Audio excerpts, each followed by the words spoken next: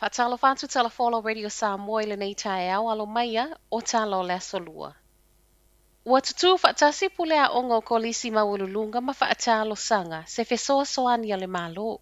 I se tusi wa mawe le tio a niusila lo ta waie pule a ongo lo itotono le asosi. Le mamafo le avengo lo iei nei ilunga o faya onga ato ai ma le faa wau o na lea o onga o whanau. Ona o le koviti faapele fulu wa tele ina a fiei faya onga ma whanau wa onga. Wa faatalo sanga ina ye pule a onga le malo po le asa na fesoa soani isu enga le NCEA o le neito sanga. O se tasia pule a onga na saini le tusi, o le pule a onga le kolisi mawalunga Botany Downs i Aukilani, Karen Brinston, ma o ye ta wai, o ye talavo wa faavaivai, a o le toa tele wa le ise nau ona o le whainga tau na toe tau tuli o le telo mea onga, e ta tau na faamaea. O sa waima manatu, o se tasio a wala ono fesoa soan ye i whana wa onga, o le a su le NCEA o le neito sanga, o le tu umai ilan low credits e ta tau na ausia, o le alava fo ile whai unga le NCQA e ta tau na vave whaia.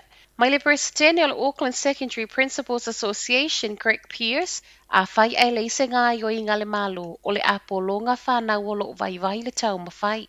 O le tusi o tala noa ina, na tu inatu le minister wa onga Chris Hipkins whaapelo na sui i le vai aso walu. To a tele pase sel e ni usila e le o fia a o fiwa ye toe sa ili whai ngā malanga wa alele fo i mai ai i a inga. Ona o winga lolo wale tau lo i aipia nei, o le alawa fo ina wha awa o na wha alea o ngā ina nisi o whai ngā malanga na nafi. Ma ele o whai ngō fia le kamupani wa alele o tau ma whai ei fo i wha aso le to a tele o pase se a fia. I le taimi pisi o le fo i mai i tu uanga. Ewi o lewa wha o popo whai ngā malanga wa alele, e le o whai ngō fia le to a tele pe o na mawe reporti, le o tele ina toe fesu ia i solo isi a ai o ni usila e o a nga i ai. E sa ili mai ai awa noa e toe fo i mai ai au kilani. I moli maua nisi e o lava fo i whai ngā malanga na toe o fo mai le kamupani wa alele suia a nga i ai whai ngā malanga a fia, e le i mawhai lava fo i ona wha atau nuina. E le o whai ngā malanga umolo o mawhai ona fesoa soani mai ele kamupani wa alele e su e whalitali malo e a nga i ai pāsese a fia. Ma o lo o whautua nai nisi e tapa i a lato inisiwa. E se mai uinga lolo wale tau, o lo o a fia fo i whai ngā malanga wa alele ona o le mama i o le au whai ngā aluenga. Mawele helikopa leo le ali ina ia tau mawhai e ngā oi kiso mai se masini bulldozer o lo o tui au kilani. A o tali atu ele helikopa leo e se tasi a reporti whaata tau se ta avale ngā oi. I taka nini au kilani le amatanga o le vai asa talu wai.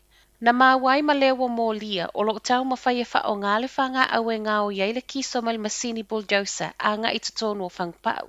Tolu sul tolu tau sango le li i watu o ia. Ma o le maua mai ai ele helikopa na feso ta i ei loi ta avale leo maanga i ane i loi lea no fuanga. Na tau mawhai lea li i e lafi i lalo le masini, ma i lunga le social media o lo wha ingoa ina i leo e leo no Vin Diesel le ua mō lia.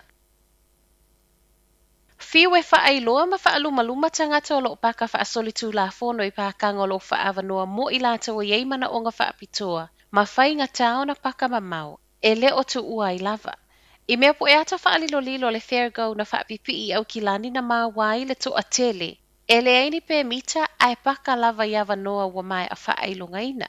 Silia ma le salau limas fulu afe tangata kiwi o lo umia pe mita mo nei paka, ma lo iele wha moe ngole alu pe ilunga. I pākanga lo ino fuanga lau tele, o lo ile council le whaita lia e whaasalai. Peita ino fuanga lo umia tuto o tasi au fiei malls ma supermarketi. E le ai, ma usa wele tālo sanga. Ia avele pule ma whaiona whaasala i lato o lo vaia pākanga ino fuanga umia tuto o tasi. O le masinale ne wa whaatu waile matanga luenga fau whaapitoa mo tangata i le atu o toa le malosi. Ma ui ele wha moenga ia mawhai e lea matanga luenga o na fesoa soani i le community. O tangata i ei mana o ngā whaapitoa e au fiai manofuanga o lo paka i a lato ta avale. Ma tala muli, ono se fulu pasene wa whanga i lunga so mai o whaia o ngā whaatusa i le taimi ai ele i saule koviti. Whaamaunga mtanga luenga wa onga o whaia onga wa onga tūlanga lua na avele se lau fas fulu lima afe, tolu se lau se fulu lima aso mai le vao Januari se fulu lua, ma Julai se fulu lua o le tausanga nei. A o whaia onga wa onga mawululunga, e se lau se fulu iwa afe iwa se lau male tolu aso mai o le periota lava le etasi. A whaatusa le tausanga le nei le periota lava le o le tausanga lua afe se fulu iwa. E le ato se iwa sfulu afe aso mai o whaia onga wa onga tūlanga lua. A o a onga maululunga na ole ono sfulu iwa afe mo na tupu.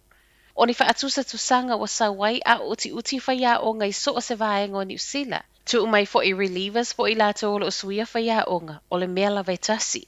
Ua nga iai malamatanga luenga wa onga I whaatele vavel wha ngai o ingo talo sanga I lesi talai nisi whaia onga fau. Se I feso soani ai le uti o le au whai ngā luenga. O lo feso soani fo ilmatanga luenga lango a onga I ala I le totongi o relievers, a to ai manisi o itu o lo o mo o mia e a onga. Talanala Radio Samoa, manuia le aso.